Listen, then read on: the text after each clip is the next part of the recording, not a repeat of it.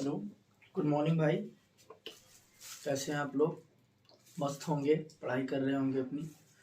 पिछले क्लास में हमने आयत को पढ़ा था और वर्ग को पढ़ा था। मतलब हम पढ़ रहे थे 2D पर आधारित प्रश्न, ऐसे प्रश्न जिसमें जो है लंबाई चौड़ाई रहती है और उसमें जो है उसके लंबाई या चौड़ाई में या उसकी एक भुजा में कुछ प्रतिशत की वृद्धि या कमी की जाती है तो क्षेत्रफल पर क्या प्रभाव पड़ता है। ऐसे क्वेश्चन को हम लोग पिछली क्लास में डिस्कस कर रहे थे। उसी में अगला है समबाहु त्रिभुज। तो समबाहु त्रिभुज होता है जो समबाहु त्रिभुज, इसमें सवाल कैसे पूछे जाते हैं? इसमें पूछा जाता है एक समबाहु त्रिभुज के भुजा में 20% की वृद्धि कर दी जाती है तो उसके क्षेत्रफल पर क्या प्रभाव पड़ेगा। या इसमें पूछा जाता है एक समबाहु त्रिभुज के परिमाप में 30% की कमी कर दी जाती है तो इसके क्षेत्रफल पर क्या प्रभाव पड़ेगा। तो मिला जुलाकर क्षेत्रफल, परिमाप और समबाहु त्रिभुज की ऊंचाई तथा इसके और इसके भुजा पर ही आधारित होता है क्वेश्चन। तो समबाहु त्रिभुज का बात किया जाए तो इसको मतलब कहते हैं इक्विलैटरल ट्रायंगल भी कहते हैं। ठीक, अगर समबाहु त्रिभुज का अगर हम लोग सबसे पहले बात करें तो परिमाप क्या होता है, कोई पूछ लीजिए परिमाप क्या होता है।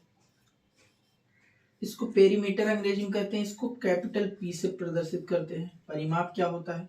तो परिमाप क्या होता है, देखो ये है एक हमारा समबाहु त्रिभुज। समबाहु त्रिभुज ऐसा त्रिभुज, एक ऐसा त्रिभुज जिसकी तीनों भुजाएं मतलब बराबर होती हैं, उसे ही समबाहु त्रिभुज कहते हैं।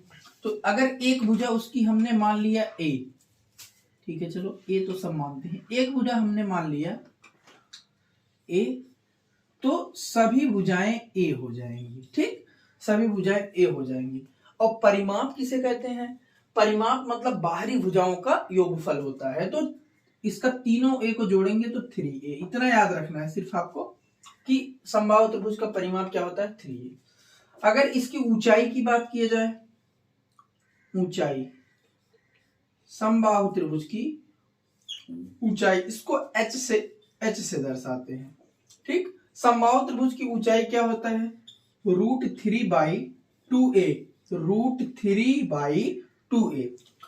और इसका क्षेत्रफल क्या होता है, इसका क्षेत्रफल क्या होता है, क्षेत्रफल को कैपिटल ए से एरिया कहते हैं, √3/4a²।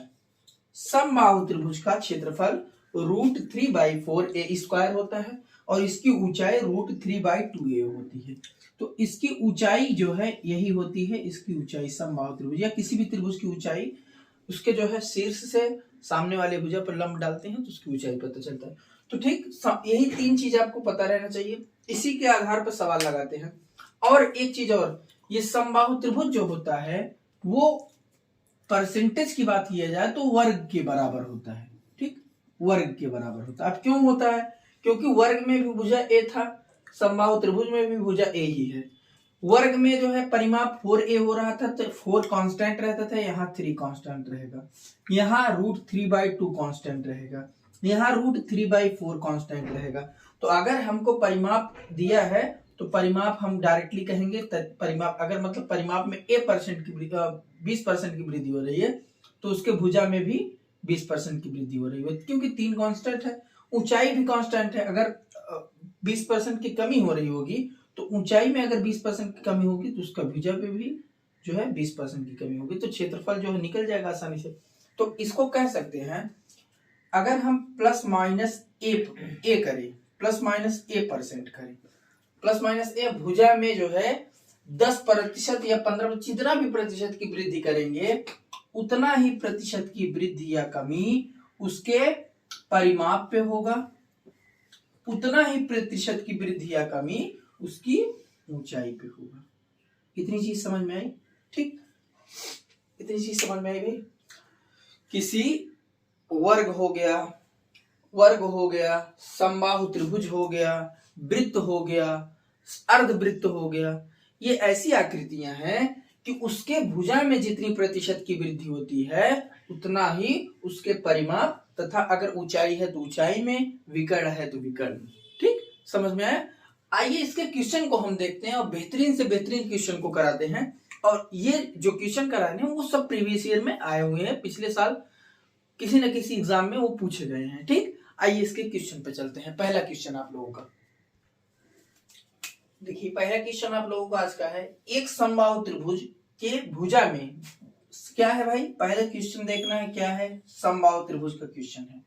इसकी भुजा में वृद्धि हो रही या कमी हो रही है, तो 20% की वृद्धि हो रही है, इतनी चीज देखना है। उसके बाद देखना है क्या, क्षेत्रफल पूछा है कि क्षेत्रफल में कितना प्रतिशत बढ़ेगा। तो समबाहु त्रिभुज अभी हमने बताया, एक समबाहु त्रिभुज जो है, अगर मान लीजिए उसकी भुजा ए है तो उसका क्षेत्रफल क्या होगा, ए स्क्वायर होगा। ठीक, ए स्क्वायर होगा,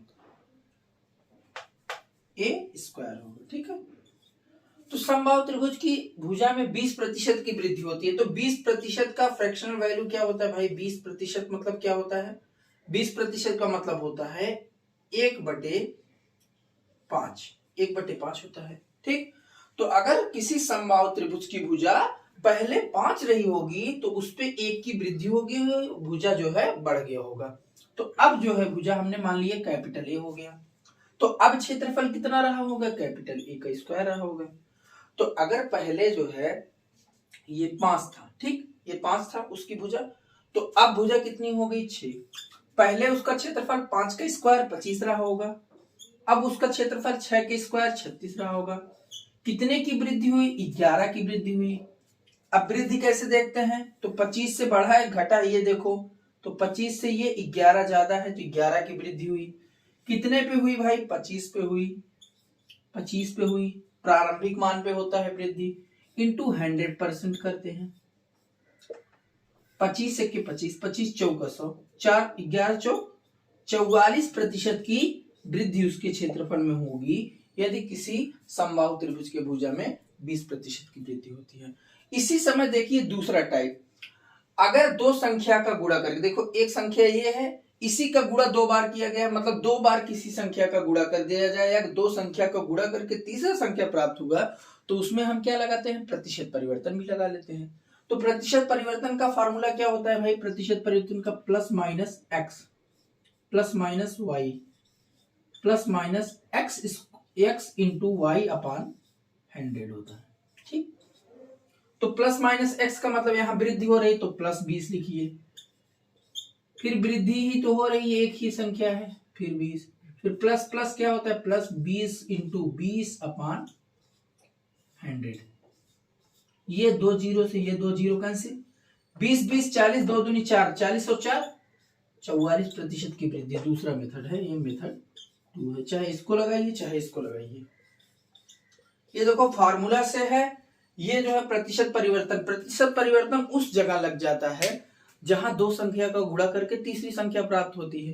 तो यहाँ इसी संख्या का 2 बार गुणा करके ही तो क्षेत्रफल निकलता है। किसी वर्ग का क्षेत्रफल क्या होता है, भुजा गुणे भुजा, तो एक संख्या का 2 बार गुणा करके ही तीसरी संख्या निकल रही है, तो प्रतिशत परिवर्तन भी लग जाएगा। ठीक, दूसरा क्वेश्चन देखिए, देखिए दूसरा क्वेश्चन भाई, अगला क्वेश्चन है, एक समबाहु त्रिभुज, सबसे पहले देखना क्या है, समबाहु त्रिभुज है भाई, के क्या किया गया है, परिमाप में क्या किया गया है, 60% की कमी किया गया है। इतना चीज देखना है, क्या है फिगर, समबाहु त्रिभुज है के परिमाप में परिमाप दिया गया है में 60% की कमी। अब पूछा क्या गया है, तो उसकी ऊंचाई पर क्या प्रभाव पड़ेगा। ठीक, अब देखो समबाहु त्रिभुज का परिमाप क्या होता है, सबसे पहले देखो, सबसे पहले परिमाप क्या होता है भाई, परिमाप होता है 3a ना, 3a होता है। तो मान लीजिए 60% की कमी हुई है, 60% की कमी हुई है, 60% की कमी हुई है परिमाप में, तो परिमाप होता है मान लीजिए 3a। तो ठीक है, अगर कमी हुई तो अगला हम मान रहे हैं 3 कैपिटल ए हो गया। ठीक, अब देखो 3 से 3 कैंसिल, भुजा जो है ये ए और ये बचा। ठीक है, 60% की कमी मतलब 20% का 3 गुना ही तो 60% है, तो 3/5, 1/5 20%, 3/5 60% की कमी हुई है। तो अगर किसी जो है समबाहु त्रिभुज का परिमाप पहले 5 रहा होगा तो बाद में कम होकर 2 हो गया होगा। तो पहले ये परिमाप 5 था, बाद में कम होके 2 हो गया। ठीक, अब पूछ रहे हैं, अब देखो भुजा जो है हमको पता हो गया कि भुजा 5 है और इसका जो है कम होने के बाद भुजा 2 है। तो हमको ये पता है समबाहु त्रिभुज की ऊंचाई क्या होती है, h क्या होता है, ये मान ले रहे हैं h, ये कैपिटल H। ये h क्या होता है इसका होता है √3/2a होता है। इसका क्या होता है भाई, इसका मान लेंगे तो √3/2 कैपिटल A हो जाएगा। तो √3/2 से √3/2 कट जाएगा। तो फिर देखो भाई 5 से 2 रिपीट हो रहा है, 5 से 2 की कमी कितना होती है, 60% होती है। ठीक, वही चीज रिपीट हो रहा है, 5 से 2 यहाँ भी है, 5 से 2, अभी √3/2 कैंसिल। तो फिर क्या बचेगा, स्मॉल a उसके बाद कैपिटल A, और स्मॉल a कैपिटल A कितना आया है, 5 और 2 आया है। तो 5 से 2 तब आएगा जब 3 की कमी होगी, और 3/5 कितना होता है, 60% होता है। तो ये कह सकते हैं कि यदि किसी समबाहु त्रिभुज के भुजा में x% की वृद्धि हो रही है, मान लीजिए भुजा जो है a है ना, तो भुजा है, भुजा जितना बढ़ेगा, एक समबाहु त्रिभुज का भुजा जितना बढ़ेगा उतना ही वृद्धि होगी या कमी होगी भुजा में, उतना ही उसके परिमाप में वृद्धि या कमी होगी, उतना ही उसके ऊंचाई में वृद्धि या कमी होगी। ठीक, ये चीज नोट कर लीजिए, एक समबाहु त्रिभुज के भुजा में जितनी प्रतिशत की वृद्धि या कमी होती है उतना ही वृद्धि या कमी उसके जो है परिमाप में होती है तथा उसके ऊंचाई में होती है। ठीक, इतनी चीज समझ में आई। तो अगर डायरेक्ट सवाल आ जाता है एक समबाहु त्रिभुज के भुजा में 20% की वृद्धि हुई तो उसकी ऊंचाई में कितनी प्रतिशत की वृद्धि होगी, सीधा 20%। एक समबाहु त्रिभुज के एक समबाहु त्रिभुज के परिमाप में 30% की कमी हुई तो उसके भुजा में कितनी प्रतिशत की कमी होगी, तो 30% की कमी। समझ गए भाई। ठीक, अगर ऐसे क्वेश्चन पूछ लिया, एक समबाहु त्रिभुज है उसके जो है परिमाप में 57 सही 1/7%, 57 सही 4/7% की वृद्धि हो गई, तो उसके जो है क्षेत्रफल में कितना वृद्धि हो गया, तो हमको परिमाप नहीं दिखना चाहिए, हमको दिखना चाहिए उसके भुजा में, क्योंकि भुजा में ही वृद्धि बराबर होता है, परिमाप में वृद्धि बराबर होता है ऊंचाई में वृद्धि। तो चलिए एक सवाल और इस पे देख लेते हैं। ठीक, देखिए अगला क्वेश्चन है, इसमें देखो फ्रैक्शनल वैल्यू से ही लगाना पड़ेगा। अब देखो ऐसे क्वेश्चन जिनका जो है फ्रैक्शंस जो है, जैसे मान लीजिए 57 सही 4/7 दिया गया है, अब हमको क्या करना है, 57 सही 4/7, 57 सही 4/7 दो बार जोड़ना पड़ेगा, फिर 57 सही 4/7 का 2 बार गुणा करा के बटे 100 करना पड़ेगा, तो कैलकुलेशन बहुत कठिन हो जाएगी। ठीक, इसलिए हमको जो है अपना फार्मूला यूज करना पड़ेगा। फार्मूला क्या है कि एक समबाहु त्रिभुज की ऊंचाई में कितना 57 सही 4/7 की कमी हो जाती है। तो हमको ये पता है कि एक समबाहु त्रिभुज के भुजा में यदि a% की कमी या वृद्धि हुई है तो वो जो है बराबर होता है उसकी ऊंचाई में जो है उतने ही प्रतिशत की कमी या वृद्धि होगी, या बराबर होता है उसके पेरीमीटर परिमाप में भी उतने ही प्रतिशत की वृद्धि या कमी होगी। ठीक, तो अगर हमको a निकल गया, एक मतलब भुजा निकल गया, तो हम क्षेत्रफल आसानी से निकाल लेते हैं। तो अगर हमको ये पता है कि इसके ऊंचाई में 57 सही 4/7 की कमी हुई है, तो हमको ये भी तो पता है कि इसके भुजा में भी 57 सही 4/7 की कमी होगी।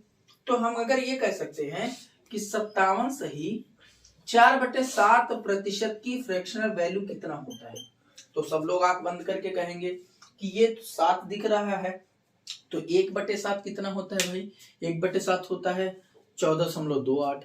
ठीक, 14.28 होता है, 14 का 4 गुना ही तो है, 14 का 4 गुना 56 हो गया, और 28 का 4 गुना 1 बढ़ जाएगा, इसमें 4/7 आ जाएगा। ठीक, तो ये कितना होता है भाई, 4/7 होता है। इतने की कमी हो रही है तो यहाँ भी कमी हो जाएगी।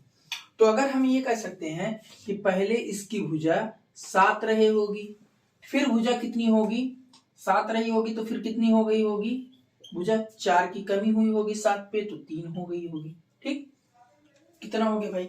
अब देखो, अब ये हमको पता है कि ए स्क्वायर क्या होता है, ए स्क्वायर क्या होता है, परसेंटेज में तो ए स्क्वायर क्या होगा, समबाहु त्रिभुज का क्षेत्रफल होगा, और यहाँ कैपिटल ए स्क्वायर हो जाएगा। ठीक, इसका स्क्वायर कितना हो गया भाई, 7 सते 49, 7 का स्क्वायर 49, 3 का स्क्वायर 9।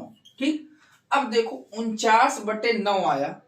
ठीक, 49 और 9 का रेशियो में आया, तो तो पहले हमारा क्षेत्रफल कितना था, पहले हमारा क्षेत्रफल 49 था, अब क्षेत्रफल कितना हो गया, 9 हो गया।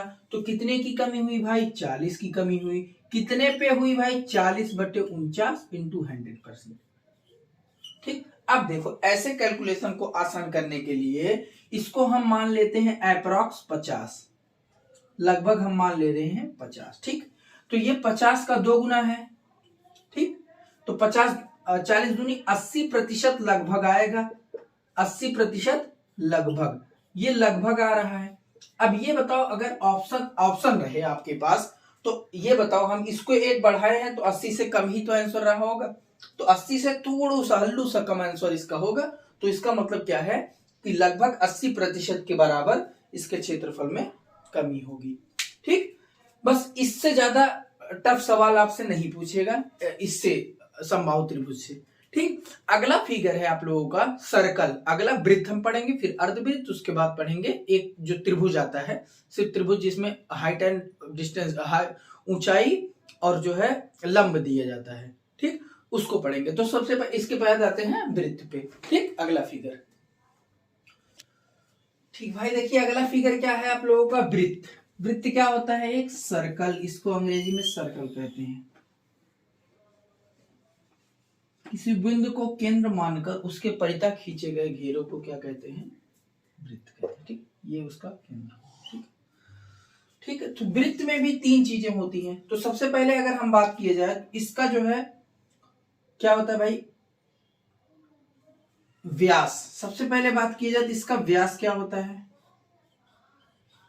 दूसरा जो है अगर कुछ लिया जाए तो इसका क्या होता है, परिधि क्या होता है, परिधि।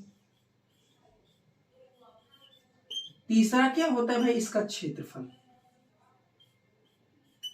क्षेत्रफल। ठीक, तो व्यास क्या होता है भाई, 2 गुणे त्रिज्या होती है, 2 गुणे त्रिज्या,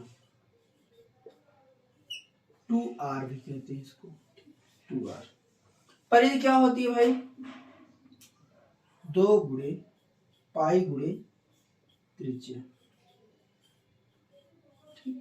इसको क्या कहते हैं भाई, 2πr भी कहते हैं, 2πr। ठीक, क्षेत्रफल क्या होता है, पाई गुणे त्रिज्या का स्क्वायर, त्रिज्या का स्क्वायर। तो इसको क्या कह सकते हैं, पाई आर स्क्वायर। क्या होता है भाई, पाई आर स्क्वायर। यही 3 चीजें इसमें होती हैं। तो अगर इसकी बात की जाए तो ये इसका जो है त्रिज्या है, ये इसको पूरा लेकर जाएंगे तो क्या हो जाता है इसका, ये हो जाता है व्यास। परिधि क्या होती है भाई, ये चारों तरफ की घेरे को क्या कहते हैं, ये इसकी लंबाई पूरा यहां से लेकर, यहां से मान लो शुरू करते हैं इस बिंदु से लेकर, फिर ऐसे जाइए, फिर इस बिंदु पे आइए, तो इसकी परिधि होती है। क्षेत्रफल क्या होता है, इसमें कितनी चीजें भरी जा सकती है, ये इसका क्षेत्रफल पूरा एरिया।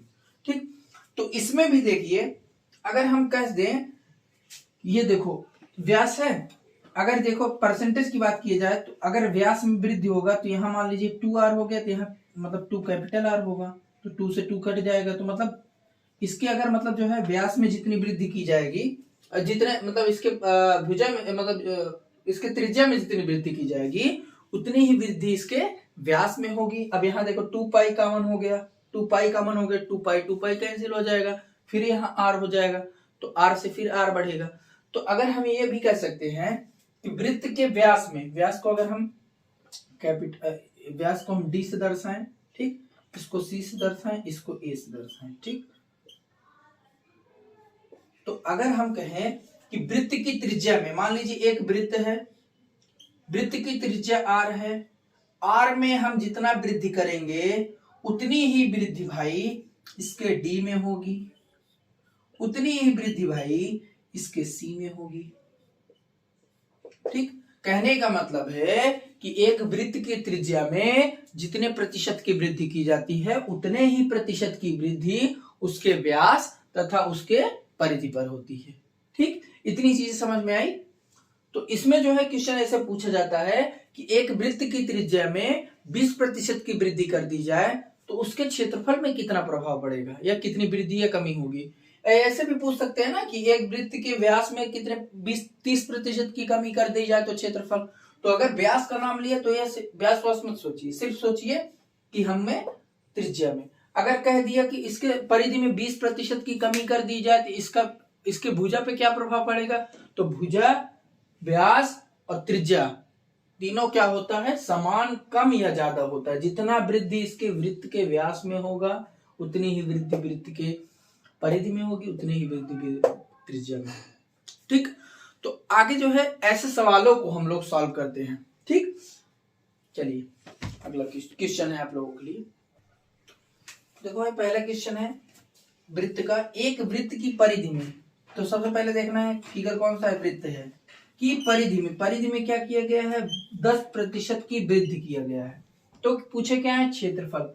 तो हमने ये बताया था कि किसी वृत्त की अगर मतलब जो है परिधि में, मान लीजिए परिधि है सी में x% की वृद्धि या कमी होती है तो उसके व्यास में भी उतनी कमी या वृद्धि होगी, उसके त्रिज्या में भी उतनी ही कमी या वृद्धि होगी, उसके त्रिज्या में भी उतनी ही कमी या वृद्धि होगी। ठीक, तो यहाँ दे दिए हैं क्या? परिधि में वृद्धि दे दिए हैं 10% की, तो उसके त्रिज्या में भी 10% की वृद्धि होगी।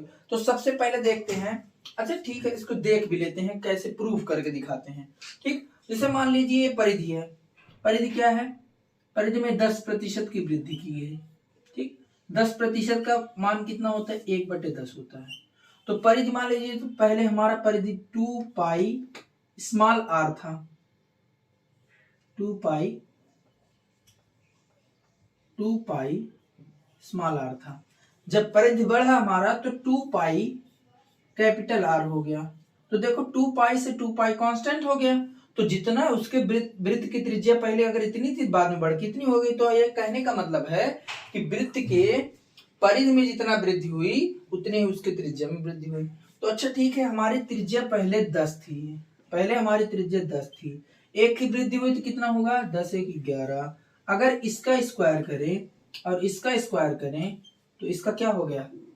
पाई आर स्क्वायर होता है भाई, पाई आर स्क्वायर। मान लीजिए यहाँ स्मॉल आर स्क्वायर हो गया, यहाँ क्या हो गया? पाई कैपिटल आर स्क्वायर हो गया, कैपिटल आर स्क्वायर। तो पाई से पाई कैंसिल, तो यहाँ आर स्क्वायर का मतलब 100 हो गया, यहाँ आर स्क्वायर का मतलब 121 हो गया।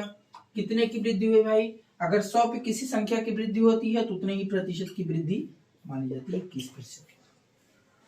100 से जितना ज्यादा होगा उतने ही प्रतिशत की वृद्धि हुई होगी। ठीक, तो देखिए यही मेथड 2 देख लेते हैं, प्रतिशत परिवर्तन वाला। तो इसमें भी देखो वही लॉजिक है कि दो संख्या का गुणा करके तीसरी संख्या प्राप्त होती है, दो संख्या का गुणा करके तीसरी संख्या प्राप्त होती है।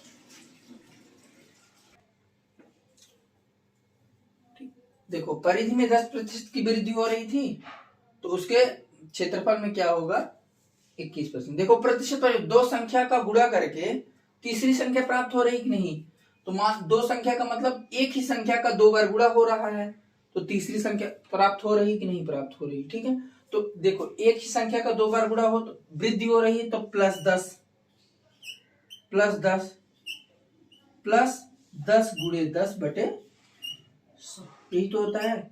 10 10 20, 100 से 100 कैंसिल, +1 बराबर कितने की? 21% की वृद्धि।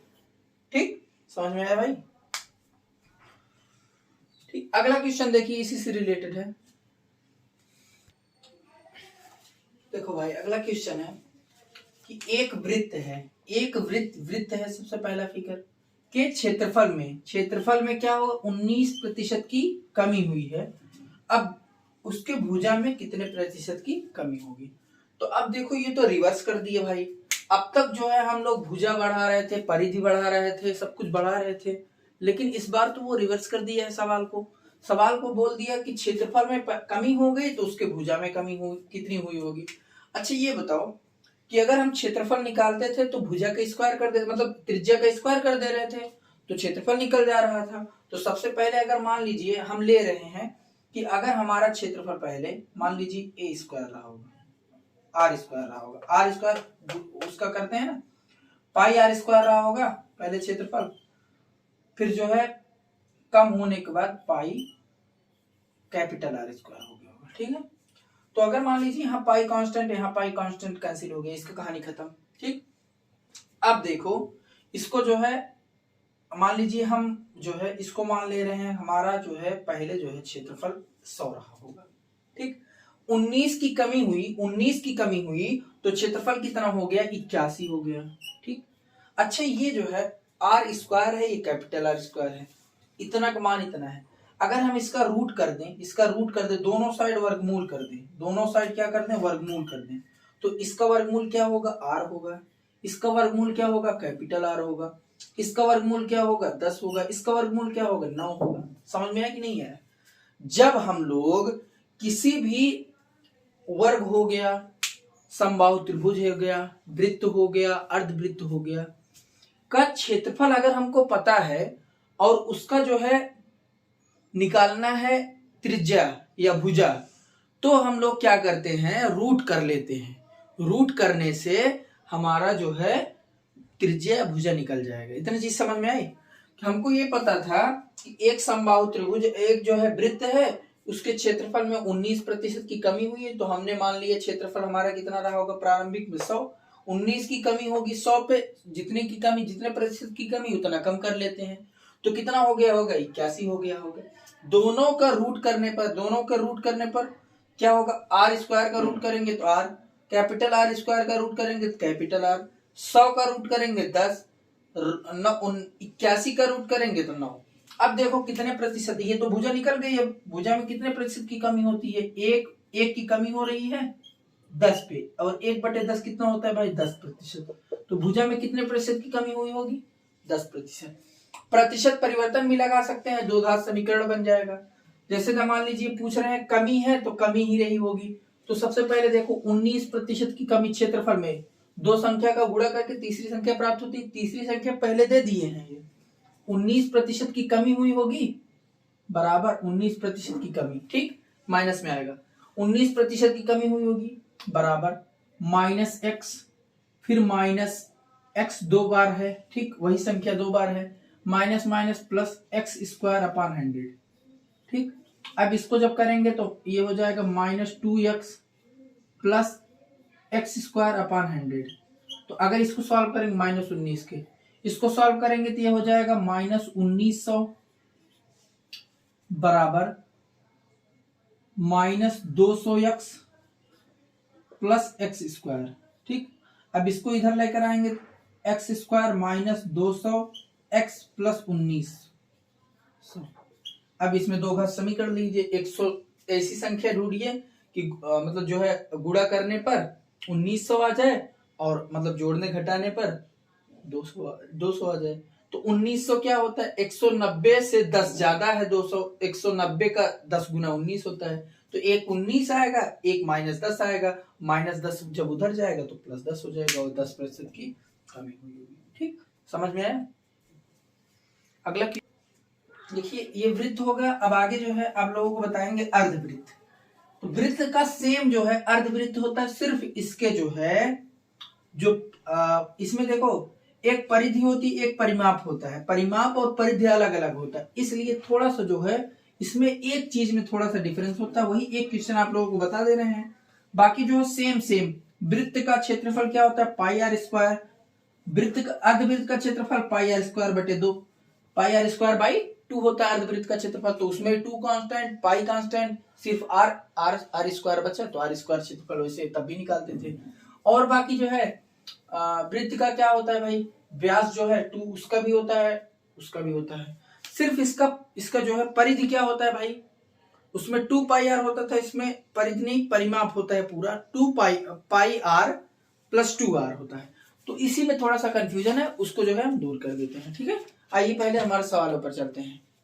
पहला क्वेश्चन देखो भाई, अर्धवृत्त आ गया। अर्धवृत्त क्या है, एक देखो वृत्त होता है ना, कोई वृत्त जो है ये हमारा वृत्त पूरा होता था, अर्धवृत्त हमारा आधा हो जाता है, ठीक है। जैसे मान लीजिए ये पूरा हमारा वृत्त होता था, ये जो है हमारा अर्धवृत्त हो गया, ठीक है।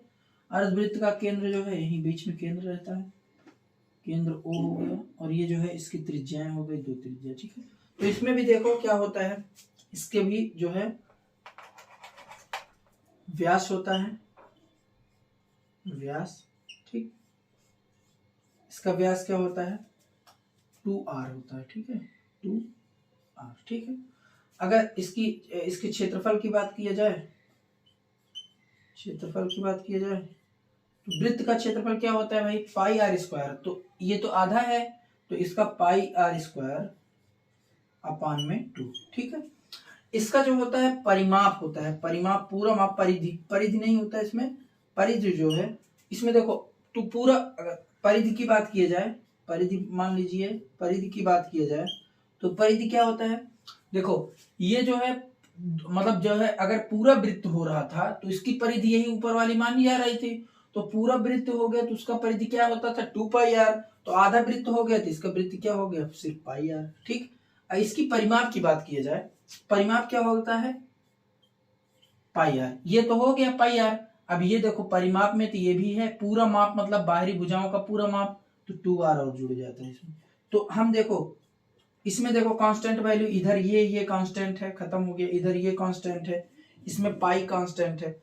तो अगर हम पूछें तो डायरेक्टली लिख सकते हो कि एक वृत्त के त्रिज्या में, एक अर्धवृत्त के त्रिज्या में जितने प्रतिशत की वृद्धि या कमी होती है उतने ही प्रतिशत की वृद्धि या कमी उसके जो है उसके परिधि में होती है, परिधि में ही भी उतने ही प्रतिशत की वृद्धि या कमी होती है, परिधि में भी उतने ही प्रतिशत की वृद्धि या कमी होती है। तो इसमें देखो ये और ये जो है कांस्टेंट है, मतलब ये और ये जितना जो है व्यास में भी, व्यास में भी उतने ही प्रतिशत की वृद्धि या कमी होती है। तीन चीजें हैं ना, वृत्त के, अर्धवृत्त के व्यास में भी उतने ही प्रतिशत की वृद्धि या कमी होती है, ठीक। एक अर्धवृत्त के त्रिज्या में जितने प्रतिशत की वृद्धि होगी उतने ही प्रतिशत की वृद्धि उसके व्यास में होगी, उतने ही प्रतिशत की वृद्धि उसके परिधि में होगी। बट परिमाप और परिधि में अंतर होता है अर्धवृत्त में, यही आपको सीखना है।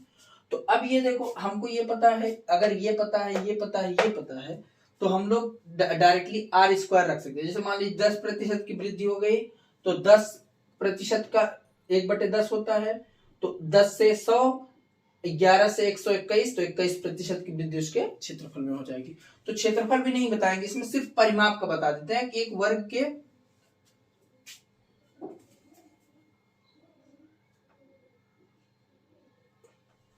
ये आर है, पाई आर प्लस 2r, ठीक। एक वर्ग के जो है अगर भुजा में वृद्धि हो रही है तो उसके परिमाप में कैसे वृद्धि निकाली जाती है, ठीक है। तो उसको जो है एक क्वेश्चन हम आप लोगों को बता दे रहे हैं, ठीक है। चलिए आगे देखिए, देखो क्वेश्चन क्या है, एक अर्धवृत्त है कि भुजा में 30% की वृद्धि होती है। कितना होता है भाई, 30% का वृद्धि हो रहा है अर्धवृत्त की भुजा में, तो उसके परिमाप में कितने प्रतिशत की वृद्धि होगी पूछ रहे हैं। तो हमको सबको पता है कि अगर 30% की वृद्धि होती है तो 30% का फ्रैक्शनल वैल्यू भिन्न मान कितना होता है, 3/10 होता है, ठीक है। अगर हम कहें कि अर्धवृत्त की भुजा नहीं भाई, त्रिज्या होती है, अर्धवृत्त के त्रिज्या में, अर्धवृत्त के त्रिज्या में, तो अगर हम कहें कि 30% की वृद्धि इसके त्रिज्या में हो रही है, तो अगर हम कहें कि पहले इसकी त्रिज्या स्मॉल आर थी, बाद में कैपिटल आर हो गई, ठीक। तो अगर पहले इसकी त्रिज्या रही होगी कितनी भाई, 10 रही होगी, तो बाद में 13 हो गई होगी, 3 की बढ़ गई, ठीक है। अब हमको ये पता है कि पूछे क्या है भाई, परिमाप पूछे है, तो हमको ये पता है पाई आर प्लस 2r होता है। अब इसको जो है एक बार सॉल्व करके दिखा देते हैं, वहां फार्मूले में भी कर सकते थे, लेकिन हम लोग जो है हम कहे कि सवाल बताते समय आप लोग बताएंगे, ठीक है। अब देखो पाई आर प्लस 2r है, पाई आर प्लस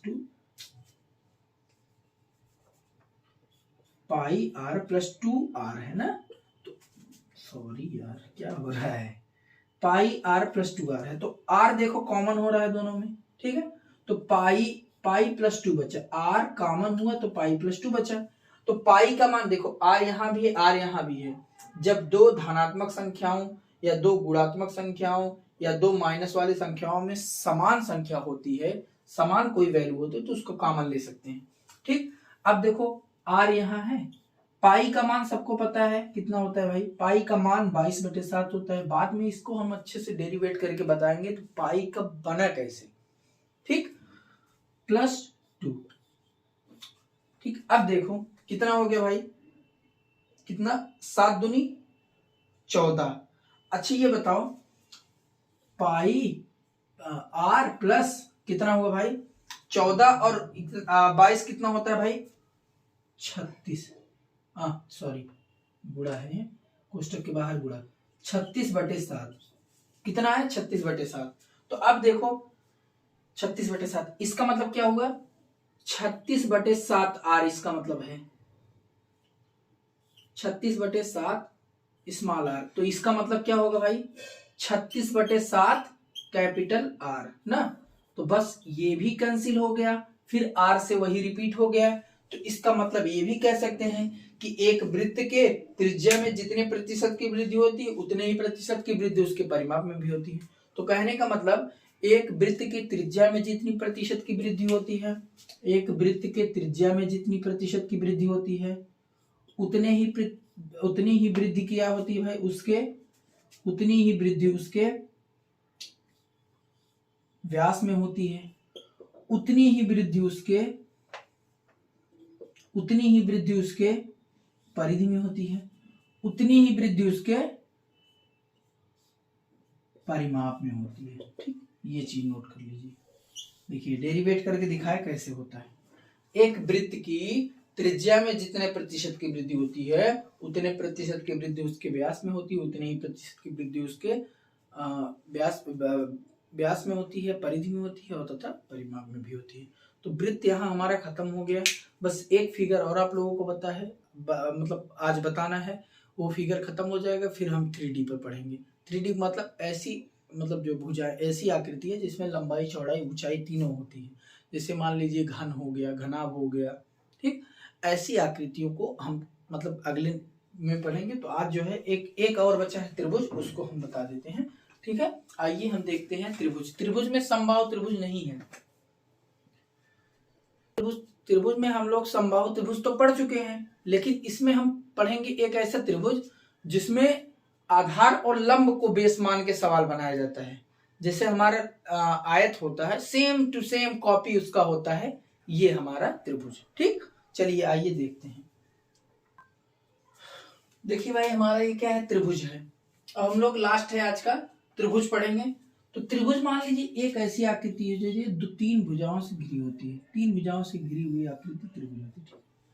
ये त्रिभुज होगा। तो हमने पिछली जो समबाहु त्रिभुज पढ़ा था उसमें तीनों भुजाएं हमारी क्या थी, समान रहती थी। तो उसमें जो है √3/4 a² उसका फार्मूला होता। तो इसका जो है क्या होता है, मान लीजिए ये हो गया उसका a, ये हो जाएगा भुजा b, इसका हो जाएगा भुजा c। ठीक, एक त्रिभुज है। तो अगर इसकी परिमाप की बात किया जाए,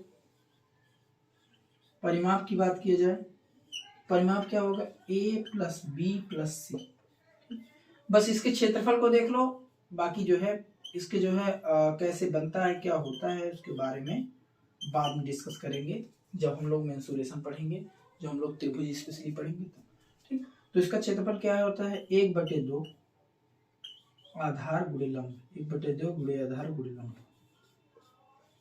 ऊंचाई भी कहते हैं लंब को, 1/2 गुणे आधार गुणे ऊंचाई या लंब ऊंचाई।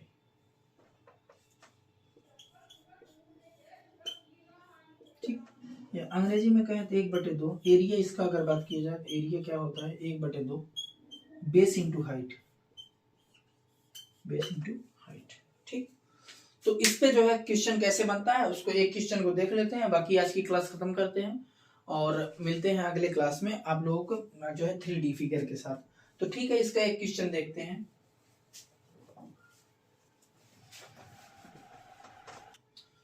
देखो क्वेश्चन है, एक त्रिभुज है, एक त्रिभुज के आधार में, सबसे पहले देखना त्रिभुज है, आधार दे दिया है, ऊंचाई दे दिया है, तो हमको तुरंत समझ जाना है कि ये समबाहु त्रिभुज नहीं है, ये त्रिभुज है हमारा ऐसा त्रिभुज जिसमें 1/2 गुणे आधार गुणे ऊंचाई लगेगा। ठीक, अब देखो एक त्रिभुज का आधार है, आधार में 20% की वृद्धि और ऊंचाई में क्या किया गया है 10% की कमी किया गया है।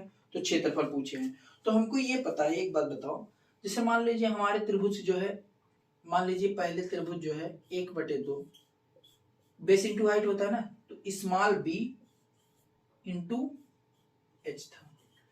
अब जो है हमारे त्रिभुज का क्षेत्रफल क्या हो गया 1/2 capital B into capital H होगा। ठीक, तो देखो दोनों साइड 1/2 कांस्टेंट है।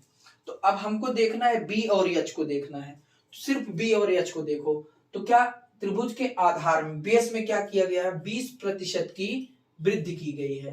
तो 20% का मान क्या होता है भाई, 1/5 होता है। तो मतलब किसी त्रिभुज का अगर आधार पहले, प्रारंभिक वैल्यू क्या होती है, नीचे आहार वाला जो होता है वो प्रारंभिक वैल्यू होता है। तो किसी त्रिभुज का आधार पहले 5 रहा होगा, बाद में उसका आधार क्या हो गया होगा भाई, 6 हो गया होगा। ठीक, समझ में आया। अब आगे क्या कह रहे हैं, तथा उसकी ऊंचाई में 10% की कमी कर दी गई। तो 10% की कमी का मतलब 10% मतलब क्या होता है भाई, 1/10 होता है। तो अगर हमारा आधार ऊंचाई हमारा पहले 10 रहा होगा, तो अब कितना हो गया, 1 कम हो गया 10 पे, तो अब 9 हो गया। ठीक, समझ में आया। तो 5 का 10 गुना 50 और 6 का 9 गुना 54। ठीक, तो 4 की क्या हो गई, 4 की वृद्धि हो गई। कितने पे वृद्धि हुई भाई, 50 पे इंटू 100%।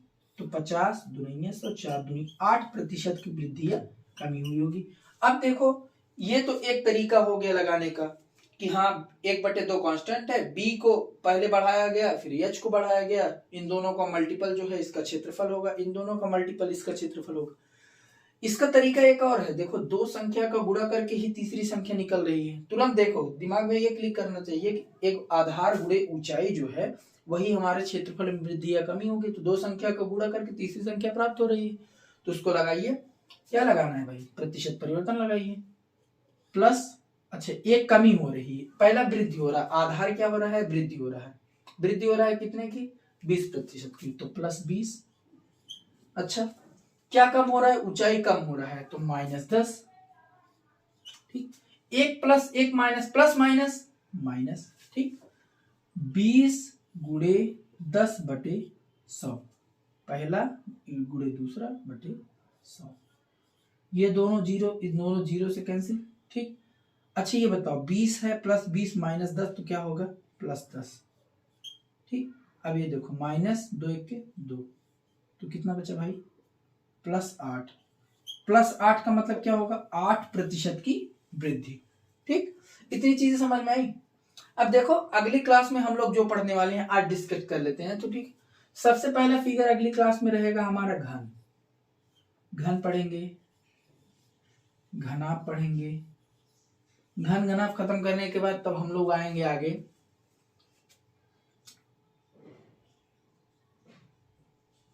सिलेंडर, बेलन। ठीक, बेलन पढ़ेंगे, बेलन के बाद शंकु पढ़ेंगे,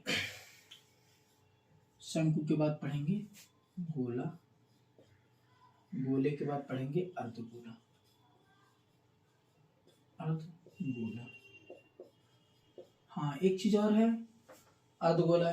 इसमें जो है अभी तक क्वेश्चन खोखले गोले और खोखले बेलन, खोखले गोले से और खोखले बेलन से क्वेश्चन आज तक नहीं आया है, और अभी जो है आने की संभावना नहीं। एग्जामिनर के ऊपर डिपेंड करता है, अगर आ जाता है तो ठीक है, लेकिन अभी जो है 2 त्रिज्या वाला सवाल, जैसे मान लीजिए खोखला बेलन की बात की जाए तो एक त्रिज्या उसका स्मॉल आर होता है या एक त्रिज्या कैपिटल आर होता है।